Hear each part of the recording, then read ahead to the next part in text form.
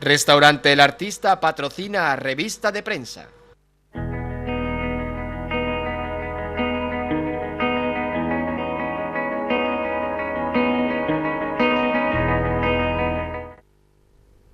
Viernes 8 de marzo, Día Internacional de la Mujer. Saludos, bienvenidos, bienvenidas a este espacio para la comunicación en PTV. Durante la próxima media hora, como saben, vamos a repasar juntos las portadas de los diarios de nuestra provincia, unas portadas que hoy se abren mirando al cielo. Por ejemplo, en el diario Córdoba, donde tanto el titular de apertura, 5 columnas, como la fotografía responden pues, a esta preocupación que hay en Córdoba acerca de la lluvia y de sus consecuencias y efectos. Dice este periódico: el temporal de lluvia acerca el peligro de inundaciones. Ahí lo ven, a 5 columnas, como ven. El caudal de Guadalquivir alcanza 5 metros de altura a su paso por la azud de Alcolea. El Iznájar supera el 93% de su capacidad y Benbeza y Guadalmillato llegan al 96%. Los bomberos rescatan en Fuentovejuna a un camionero al desbordarse el río Zújar, que es de la cuenca del Guadiana, por cierto. Y también dice el diario Córdoba que 53 presas de las cuencas de Guadalquivir, Guadalete y Barbate alivian agua. La foto, una foto espectacular que firma Antonio González, AJ González, en la que se aprecia las tareas de suelta, de desembalse del pantano de San Rafael de Navallana, en Alcolea. Y bueno, pues la fotografía de foto, dos hombres observan cómo el embalse de San Rafael de Navallana alivia agua ayer por la mañana. Este asunto viene en todos los periódicos. El diario El Día lo trae su portada con foto. En este caso no en Navallana, sino en Córdoba, junto a la Calahorra y el Puente Romano. Pendientes del río, titula el diario El Día, su foto la tienen, y varias personas observan el río a su paso por el Puente Romano. Una foto que firma José Martínez. Las lluvias elevan el cauce del Guadalquivir, dice el diario El Día, a su paso por la capital y obligan a redoblar la vigilancia. Una foto, bueno, pues espectacular en cuanto a la cantidad de agua que cae por el río, que va por el río, pero que bueno, pues provoca mucha preocupación. Y el diario ABC, sin foto, pero sí con titular en su portada: la crecida de Guadalquivir, dice el diario ABC, pone de nuevo en jaque a las parcelaciones. Bien, pues como saben, ayer, bueno, toda la semana llevamos insertos en una borrasca, en una serie de frentes lluviosos que están dejando mucha lluvia, no solo en Córdoba, sino en toda la cuenca de Guadalquivir, y eso ha hecho que la Confederación se vea obligada a desembalsar agua. Ayer veíamos que se están desembalsando en torno a 60 hectómetros cúbicos, que es básicamente lo que gasta, por ejemplo, la ciudad de Córdoba, bueno, la provincia de Córdoba en un año. Al soltar agua de los embalses, lógicamente el caudal ha subido muchísimo, como veíamos en la foto del diario El Día. Hay dos referentes para la capital que quienes están afectados por el río toman como referencia, valga la redundancia. Uno de ellos es el azud de Alcolea. En Alcolea, como saben, hay una antigua azuda y cuando la altura sobre ese punto sobrepasa los 5 metros, empieza a haber problemas en Córdoba. El otro punto de referencia es la estación de Villafranca, donde se mide el paso de Guadalquivir. Habitualmente por ese lugar, en invierno, que es cuando menos agua hay, pasan en torno a 200 metros cúbicos por segundo. Ayer llegó a haber hasta 990 hectómetros cúbicos por segundo. La estimación que tienen los vecinos es que en torno a los 1000 metros cúbicos por segundo empieza a haber problemas. Ayer la Confederación soltó controladamente agua y parece que el control ha sido exquisito porque se ha estado justo a la raya. De hecho, hay unos periódicos, el diario Córdoba, creo que ha sido el Córdoba, que entrevista a algunos vecinos y dicen que a pesar del susto, creo que ha sido el diario El Día, que a pesar del susto que la gente ha pasado porque veía el agua muy muy cerca de sus casas, de sus propiedades, no ha habido ningún momento temor porque habían hablado con la Confederación. Y en este caso son Julio Cortés de la Altea quien habla y dice que sabían, le habían informado de que iban a soltar agua justo hasta el límite que garantizaba la seguridad para las personas, su patrimonio, y permitía ir soltando agua del río. En la foto vemos página interior, una foto también de José Martínez sueltas en Navallana, y aquí vemos una foto de cómo la policía local tuvo ayer que cortar el paso en la Calahorra, la bajada al río por Molino de San Antonio, porque ahí sí que efectivamente el río pues tomó esa zona y inundó lo que habitualmente ocurre. Toda la zona esta de la Barbacana, de la Calahorra, la parte baja, el paseo aquel que hay junto al Puente Romano. Como le digo, las sueltas han sido controladas, hay que felicitar en esta ocasión a la Confederación de Guadalquivir. Las sueltas han sido precisas, se ha soltado el agua necesaria para no desperdiciar de más y para evitar que el río se saliera de madre, se saliera de su cauce habitual y inundara zonas que habitualmente están ocupadas. En ocasiones, es cierto, de manera irregular, pero están ocupadas y la Confederación sabe que al final hay que responder bien la Confederación, bien los seguros, bien las ayudas públicas y cuesta mucho más después recoger los destrozos que tirar un hectómetro más o menos cuando es necesario. Hoy el río ha empezado a remitir bastante, ahora quien pase por el río sabe que ha perdido de ayer a hoy casi 1 metro de altura, con lo cual parece que todo va hacia abajo, sobre todo porque la lluvia que se espera, siendo aún lluvia torrencial, no es la causante de las crecidas, son las sueltas las que provocan las crecidas, porque el río es muy ancho en la mayor parte del tramo, del cauce, y absorbe sin mucha dificultad el agua que está cayendo. El problema es cuando se suma la lluvia a la suelta de los pantanos. Como leíamos en el diario Córdoba, hay 53 presas que están soltando agua al Guadalquivir, en el Guadalete y Barbate, que son la Confederación el Sur. El Guadalquivir es nuestro río, Barbate y Guadalete van directamente al mar, pero eso forma parte de esta política de desembalse. 53 presas son muchísimas presas y eso ha hecho que el agua suba espectacularmente su nivel. Por ahora, como les digo, no hay que lamentar daños, más allá de los problemas que ocasionará cuando el agua ya haya bajado de la zona de la Calahorra, que deja muchísimo lodo, que deja, incluso no utiliza algunos desagües, algunas conducciones, y eso luego habrá que limpiarlo, pero hasta ahora no hay más que eso. Esa es la foto con titular del diario Córdoba. El diario El Día escoge para su portada un titular también cercano a nuestro ámbito local, provincial, como es el de la educación. Llevamos ya una semana hablando de educación. El pasado lunes, creo que fue, la delegada de la Consejería anunció la campaña de escolarización y ya dejó ver que probablemente hubiese menos conciertos educativos con los centros privados para que algunas familias puedan escolarizar a sus hijos de manera como si fuera pública, si no gratuita, casi gratuita. Bien, luego surgió la polémica cuando la Confederación de Colegios Privados concertados reclamaron que se mantuvieran los mismos acuerdos. Ayer volvió a hablar la consejera y la delegada y dijeron que Educación considera de lógica aplastante reducir los conciertos. ¿Qué es esta lógica? Bueno, pues la lógica es que aseguran que si hay menos alumnos, porque la población infantil se reduce, es lógico que si hay menos alumnos haya menos aulas y si hay menos aulas haya menos acuerdos. No tiene sentido, dice la consejera, que se pase de 1.000 alumnos a 900 y toda esa reducción se la lleve la escuela pública y no se la lleve la privada, que hay que repartir y si hay que recortar, pues que se recorte la pública y en la privada. También dice el diario El Día que Montilla, el Salesiano de Montilla, va a perder 25 plazas, aunque aún no lo saben. Bueno, más que no lo sepan, no tiene constancia oficial. Ellos, de hecho, sacan 50 plazas a oferta, y están recibiendo solicitudes de los padres que quieren matricular a sus hijos en Salesianos de Montilla, repito. Bueno, pues ellos ya le han contado de manera oficiosa que no admitan tantas plazas porque tendrán 25 en lugar de 50, es decir, tenían 2 unidades y se quedan con una. Las cuentas son muy claras. Ahora ellos tendrán que embaremar qué personas de las que han solicitado plaza se quedan con los 25, aún teniendo en principio en previsión poder concertar 50. Yo le decía ya ayer que yo entiendo, bueno ayer lo he dicho siempre, que yo entiendo que una de las misiones de la administración pública sea garantizar que las personas sin recursos puedan escolarizar a sus hijos donde quieran, en centros públicos o privados. Pero la primera de las obligaciones es garantizar la escolarización en la escuela pública, que es la universal, que es la que garantiza que todo el mundo tenga su pupitre y su aula con los recursos necesarios. Y cuando se satisfagan esas necesidades, que se arbitren las medidas necesarias para también escolarizar en centros privados mediante conciertos.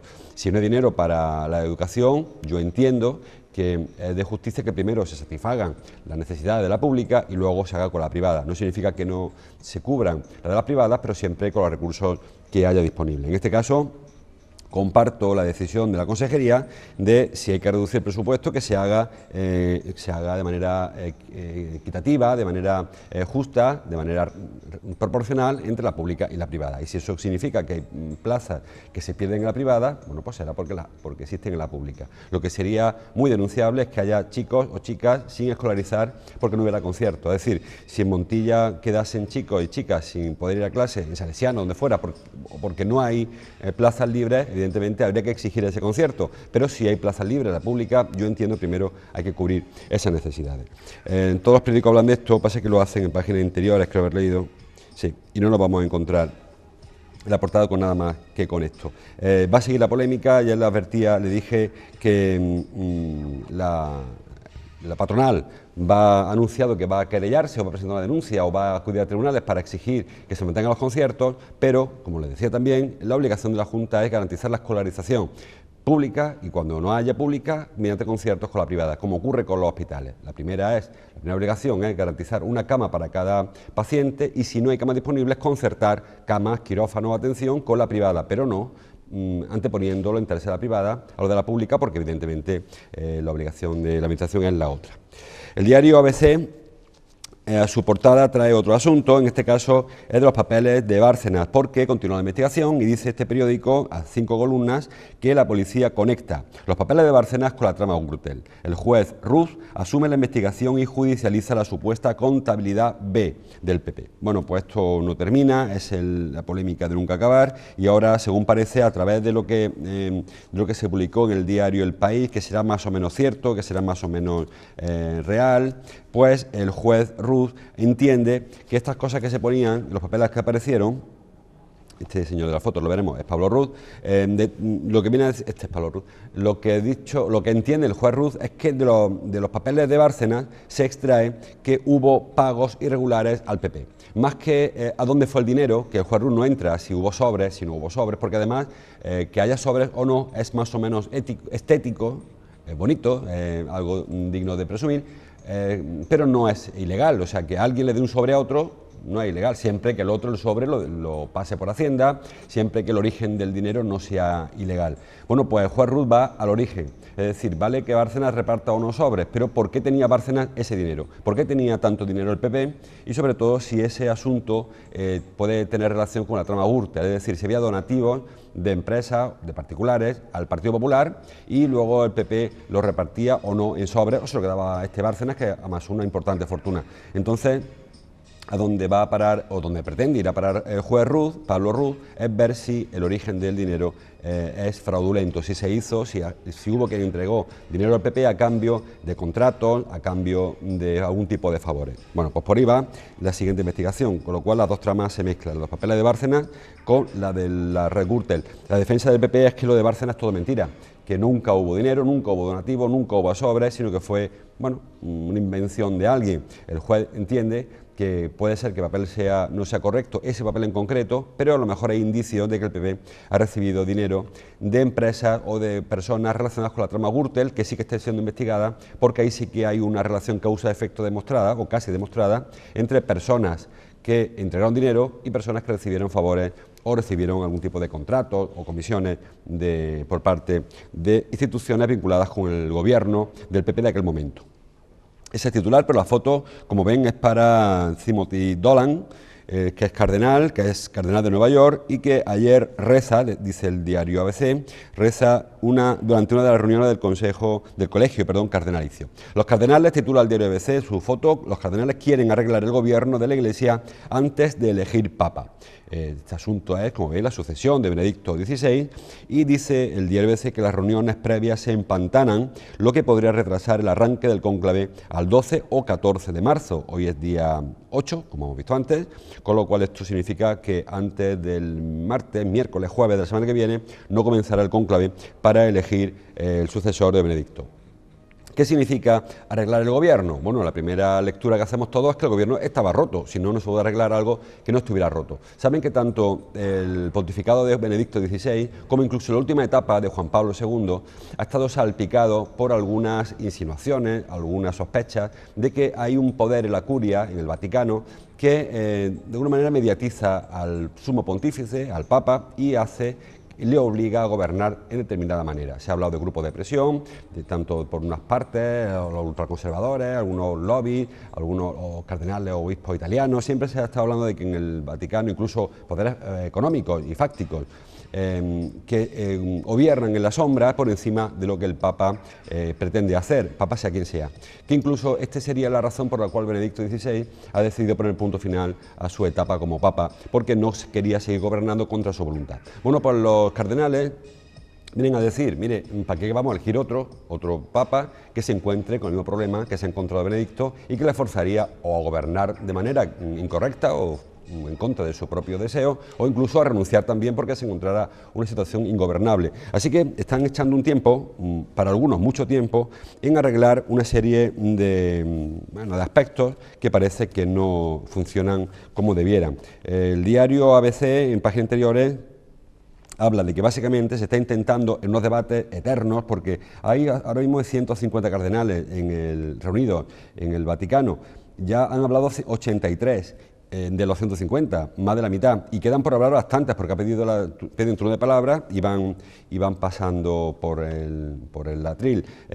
Como saben, además, son personas, muchas de ellas de edad avanzada, eso hace que las sesiones sean muy farragosas, hay personas que se cansan muchísimo, que tienen que abandonar la reunión, que salen, que entran, y es una cosa bastante lenta. Bueno, dice el diario ABC que los debates de ayer volvieron a incluir, según el portavoz del Vaticano, tanto la organización de la Santa Sede como los dicasterios y la relación que hay con los episcopados del Vaticano con los episcopados.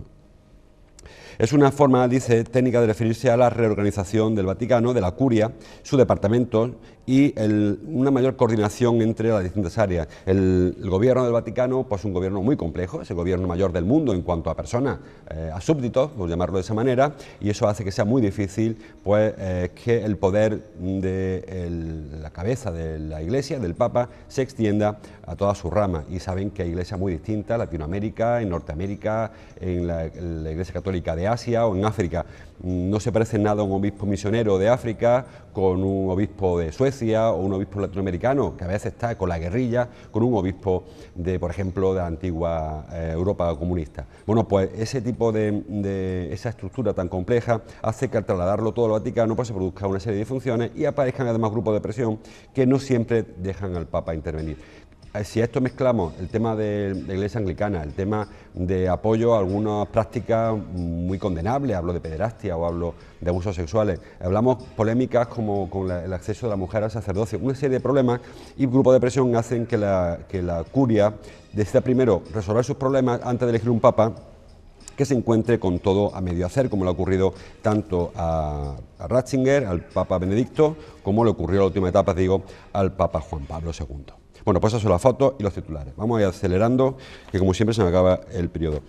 Hoy, como saben, decía yo al principio, es día 8 de marzo, es Día de la Mujer, Día Internacional de la Mujer, y el diario Córdoba lo recuerda en su portada, bueno, con una serie de conclusiones. En primer lugar, dice que la precariedad laboral marca la celebración del Día de la Mujer. Continúa la lucha contra la discriminación, titula, e incluso hace este estudio del precio de ser mujer. ¿Qué cuesta ser mujer? No en dinero, no solo en dinero, sino sobre todo en cuanto a renuncia y en cuanto a sacrificios extraordinarios. Bueno, hay una serie de datos que no se nos escapan a nadie. El tema de que las mujeres en igual trabajo suelen ganar menos dinero, el tema de que hay un paro femenino que crece muchísimo, casi la mitad del paro es femenino, y el incremento ha sido sobre todo el femenino, más que el masculino en la última crisis esta tan tremenda. Y también el tema de la formación y sobre todo el tema de la conciliación laboral, en el que las mujeres siguen llevándose la peor parte. Cuando hay que conciliar el trabajo de las familias con el trabajo en el puesto de trabajo, en el tajo, pues las mujeres suelen ser las que se sacrifican más su vida laboral en beneficio de su vida doméstica o su vida personal. Bueno, pues hoy hay muchísimos actos, hoy hay una marcha popular, tradicional ya, desde la Fuensanta, también esta tarde hay manifestación a las 7, concentraciones a las 12 en comisiones, hoy la entrega de premios de la Diputación, muchos actos para conmemorar el Día Internacional de la Mujer, seguro que ustedes van a acudir a alguno de ellos, o ya lo han hecho, y si no, pues mañana lo podrán leer en los periódicos. Más asuntos. El consistorio, se refiere al ayuntamiento, el consistorio renegociará las bases del concurso de patios. Saben que hay una polémica con los propietarios y, según el diario Córdoba, el gobierno municipal convocará una reunión con los propietarios de patios, y no con las asociaciones, sino con los propietarios, para renegociar las bases del concurso de este año, ante el rechazo mostrado por Claveles y Gitanilla, dice el Diario Córdoba. Yo creo que es extensivo, o al menos a otras dos asociaciones más, a la propuesta inicial, que no preveía premios, dice el diario Córdoba. También el diario El Día trae esta en su portada y asegura que el ayuntamiento se reunirá con todos los dueños de patios, repito, dueños, no asociaciones, para consensuar el concurso. El consistorio achaca el plante de los propietarios a problemas de interlocución. En el caso del diario ABC no viene. Bueno, ¿qué significa? Primero, esta apreciación. No va a hablar con las asociaciones, sino con los dueños. ¿Por qué?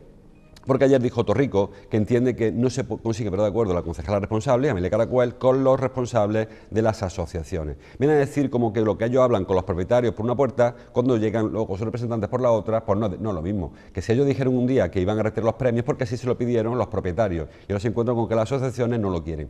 Si ellos decidieron controlar el acceso es porque se lo pidieron los propietarios, pero luego las asociaciones les dicen que eso va a ser un lío, que cómo se controla esto. Y ellos tienen la sensación, a ellos me refiero al ayuntamiento, de que la sensación de que las asociaciones no representan 100% a los propietarios. Entonces van a citar a los propietarios, que no son tantos, no sé si son 50, 60 o 70, varía según qué año los que se presentan al concurso, para que los propietarios, sin mediación alguna, sino directamente al ayuntamiento, planteen qué piensan en cuanto al desarrollo del concurso. Si hace falta que haya premios, cuál es el gasto real, si necesitan más, menos control de acceso. Hay un asunto que es el de los beneficios de la página web, de ese portal que pretenden montar para reserva y para explotar los patios, que tampoco está claro quién se beneficiaría. Hay una sombra ahí en esta negociación en la que parece que el ayuntamiento personaliza en 2, 3, 4 personas de las asociaciones, que dicen o insinúa al ayuntamiento, pero no le pone nombre, eso se lo digo yo, quién está personalizando el problema. Viene a decir que mientras que yo hablo con tal y cual y llego a un acuerdo, cuando con quien hablo es con su representante, todo se frustra y lo que va a hacer es llamarlo a los propietarios y ponerse directamente en contacto y de acuerdo con ellos. Bueno, no me parece mala idea. Las asociaciones representan a quienes dan su voto y su delegación para que hablen por ellos. Creo que casi todos los patios, si no todos, están ahí. Antiguamente, o históricamente, hubo en Córdoba una sola asociación, que era la de Amigos de los Patios, que no eran propietarios, eran amigos de los patios. Fue una asociación, recuerden, del fallecido Manuel Garrido, que eran más personas preocupadas porque los patios no desaparecieran que por su explotación. Luego, cuando aquello empezó a tener visos de rentabilidad económica, se han creado otras, la de Gitanilla, la de Alcázar Viejo, la de Patios Populares, que ahí son propietarios de patios y no son amigos de los patios. Y parece que a través de esa interlocución es donde la cosa no acaba de funcionar. Bueno, pues esperemos que funcione pronto, porque queda muy poquito para los patios. Esto es acaba la Semana Santa, tenemos que empezar a regar los geranios, bueno, cuando se acabe el chaparrón, que se están regando solos. Termina el diario Córdoba hablando de tráfico, porque dice que tráfico subirá el límite de velocidad en las carreteras más seguras. Creo que todavía no está cerrado, que es una propuesta muy avanzada y además sabemos todos que el PP tiene mayoría absolutísima en el gobierno, con lo cual no le hace falta apoyo de nadie. Pero es cierto que habitualmente luego se corrigen algunas de estas normativas con el paso, porque no solamente esta quizás sea la más espectacular, pero hay otro tipo de modificaciones que van a afectarnos mucho. Por ejemplo, el que los pequeños, los menores de 1,30 m de altura, no puedan viajar en el asiento del copiloto, ni siquiera en sillita, ni siquiera de espaldas, como se ponen en unos casos, sino directamente al asiento de atrás. Por ejemplo, que los ciclistas tengan que usar casco, vaya por donde vayan, en carretera urbana o interurbana. Interurbanas ya lo usan, pero por las calles ya tendrán que llevar casco, que ya ha sido muy criticado, por cierto, por las asociaciones de ciclistas, porque eso entienden que no sirve para nada. Es como si le obligaran a un peatón a llevar casco, porque igual de arriesgado está, igual de riesgo corre un peatón que un ciclista, pero va a disuadir a muchas personas a que coja la bicicleta. Y muchas otras medidas. Entonces yo no sé si al final esto va a llevar a un filtro, pero inicialmente con la que nos quedamos es con esta de 130. Lo malo de esta norma de 130 es que será puntual, es decir, no significa que haya carretera de 120 y 130, sino que habrá carreteras en que mediante luminosos pondrán hoy sí puede usted ir a 130 y hoy tiene que ir a 120, con lo cual va a provocar más de un despiste. Es decir, si ustedes van, por ejemplo, de Córdoba a Málaga, pues se encontrarán con una recta grande, pues habrá un cartel que diga velocidad máxima 130 y ese tramo se podrá ir a 130. Pero si el día siguiente pasan y está nublado, igual se puede ir a 120 solo. Eso puede hacer que alguien se despiste y le multen. Y además, algunas asociaciones de conductores lo que piden es que haya una homologación o una homogeneización de todas las velocidades máximas en toda Europa, porque cada vez Europa tiene menos fronteras, cada vez más fácil que pasemos a Portugal o a Francia y que nos encontremos con carreteras con distintas velocidades máximas, y eso provoca infracciones y por lo tanto denuncias, sanciones y multas. Así que el aumento no va a llevar a ningún sitio. Ir de Córdoba a Málaga a 120, 130 nos va a dar 3 minutos más o 5 minutos más de playa. No creo que merezca la pena, para eso hay que salir 10 minutos antes y se consigue igual, y sí que provocará a lo mejor algún despiste, con lo peor, con accidentes, y en el mejor de los casos con alguna multa. Avanzamos. El diario Córdoba, lo hemos resuelto. El diario ABC trompa de cosas nuevas. Por ejemplo, que el cadáver de Chávez no iba en el féretro pasado por Caracas, dice el diario ABC. Bueno, saben que hay mucha literatura en torno a dónde está Chávez, si Chávez falleció en Cuba, si Chávez llegó a volver nunca a Venezuela, si Chávez está en el hospital militar, si va a ser embalsamado, dicen ahora. Bueno, lo que dice el diario ABC es que se ha descubierto que el féretro, que ayer pasearon literalmente, porque creo que una cosa es el culto al líder muerto y otra cosa es la exhibición, a veces incluso un poco obscena, de los cadáveres. Hablo de este hombre, hablo de cualquier otro, me da igual uno que otro, pero el caso de Chávez ahora, pues dice el diario ABC que ni siquiera va dentro, que era una caja vacía y que el pueblo venezolano estuvo rindiendo honores pues a un féretro sin nada dentro, porque aún no se sabe si están. Bueno, sí, parece que están ya se ha visto en la Capilla Ardiente, pero no se sabe si murió en el hospital de Cuba, si volvió, como se dijo en su día, al hospital militar de Venezuela, si murió cuando se dijo, un día antes o 10 días antes, porque ha habido un secretismo tremendo en este entorno. Poco a poco se irá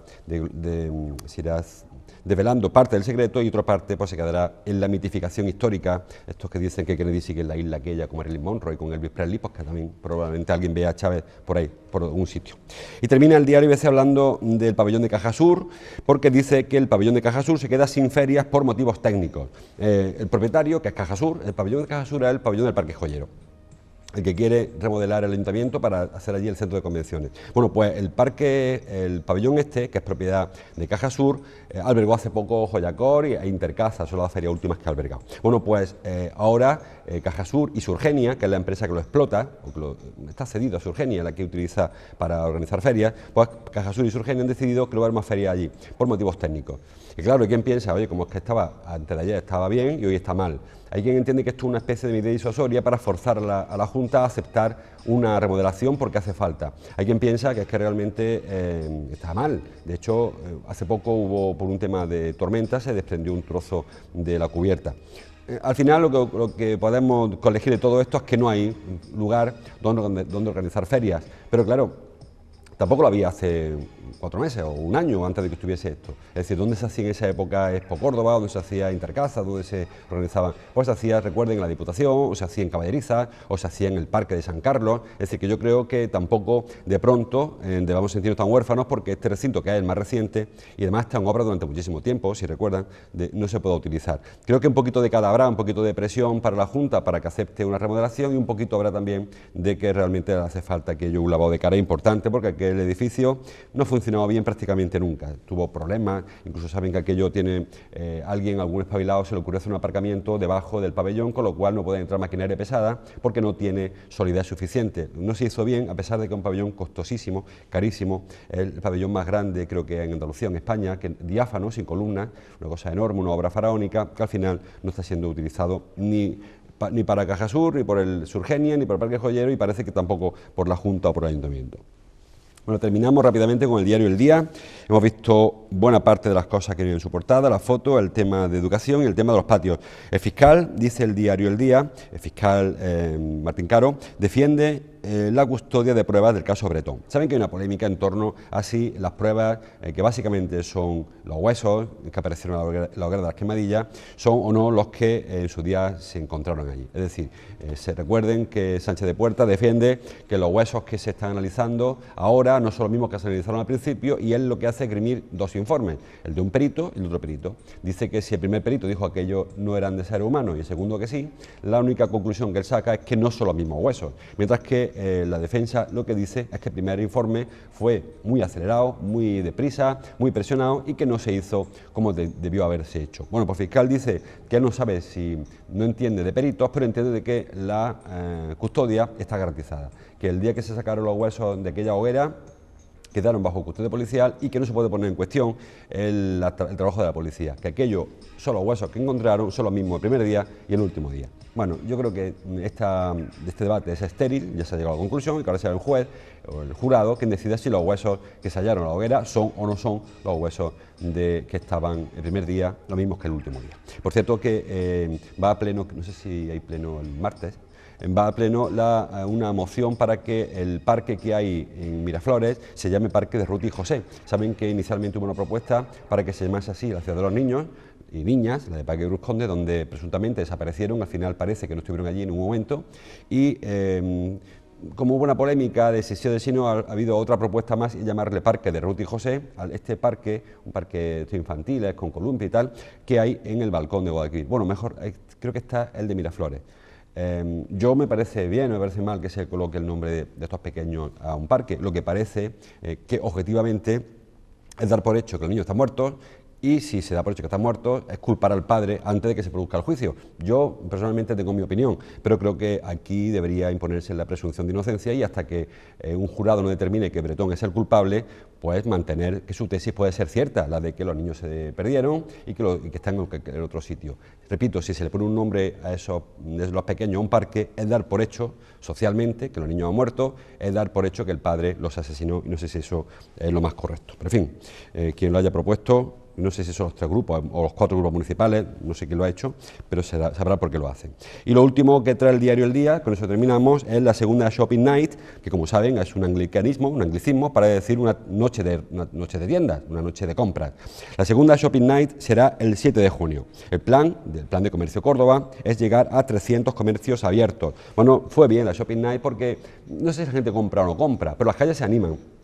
Forma distinta de ir de tiendas de noche hasta las 12 de la noche, creo que está abierto hasta las 10 de la noche, y la gente, sobre todo calle Cruz Conde, calles comerciales, Tejares, Cruz Conde, calle Nueva, calle Gondomar, Jesús María, pues se anima muchísimo durante esa noche. Repito, no sé económicamente cómo les va, pero en cuanto a animación, pues ya Córdoba está inmersa en su fiesta, entre el mayo, entre la Noche Blanca, la guitarra, en fin. Una época que apetece andar por la calle en Córdoba y se aprovecha para abrir las tiendas. Termina la parte alta del diario con 2 asuntos, cultura y economía. Cultura con foto para Almodóvar. Pedro Almodóvar regresa a la comedia disparatada con Los amantes pasajeros. Almodóvar lleva una rachilla última, bueno, con dramas, con tragedias, un cine que no se le reconocía como propio, y ahora vuelve un poco no a sus orígenes. Creo que esto está más cerca de la época de Mujeres al borde de un ataque de nervios, más que de la época primera, pero al menos sí que vuelve a la comedia, estas comedias locas, comedias con guiones muy raros, que tanta fama le dieron en su día. A ver cómo va esta película. Está en promoción y no sé cuándo se estrena, reconozco que no lo sé. Y el último apunte económico, porque Mercadona gana un 7% más, factura casi 20.000 millones de euros y crea 4.000 empleos. Bueno, pues en época de crisis no está mal que de vez en cuando aparezca una buena noticia, en este caso los buenos datos de la firma valenciana de Mercadona, que por cierto ayer anunció que que van al País Vasco, nunca habían entrado ahí, por motivos que todo el mundo intuye, el tema de la violencia terrorista, las extorsiones. Saben que durante una época el terrorismo etarra ha extorsionado a las grandes firmas y ellos se han quitado de en medio. Y ahora parece que el mejor síntoma de que la normalidad vuelve al País Vasco es que Mercadona va a abrir en su sitio establecimiento. Saben que allí hay un tema muy patriótico, el tema de Eroski, el tema de sus cooperativas, el tema de sus negocios, y Mercadona no quiso nunca entrar en esa pelea y ahora va al País Vasco. Repito que más que porque gane dinero o no, Juan Roch, que es el dueño, que me da igual que gane dinero, mejor para él, sí que me parece interesante que Mercadona haya detectado, como todos, que en ese territorio español también se puede ya montar un negocio sin problemas, sin miedo a que llegue a nadie a pedir impuestos revolucionarios o un sindicato a extorsionar, o que antes ocurriera, que parece que era el temor que había. Bueno, pues lo dejamos aquí, fotito de lluvia, parece que el agua va a acompañarnos al menos hasta el martes, si bien es cierto que con menos intensidad puntualmente que ayer, por ejemplo, que hay un chaparrón espectacular, pero sí que puntualmente nos puede caer alguna tormenta interesante. Viento, lluvia, bueno, mejor quedar en casita, quien no tenga mucha cosa que hacer, y el próximo lunes pues veremos a ver cómo se levanta la semana. Les dejo como siempre, les invito a que se mantengan en sus televisores viendo nuestra programación y que el lunes pues estemos juntos para seguir leyendo la prensa cordobesa. Hasta entonces, como siempre, gracias por su atención.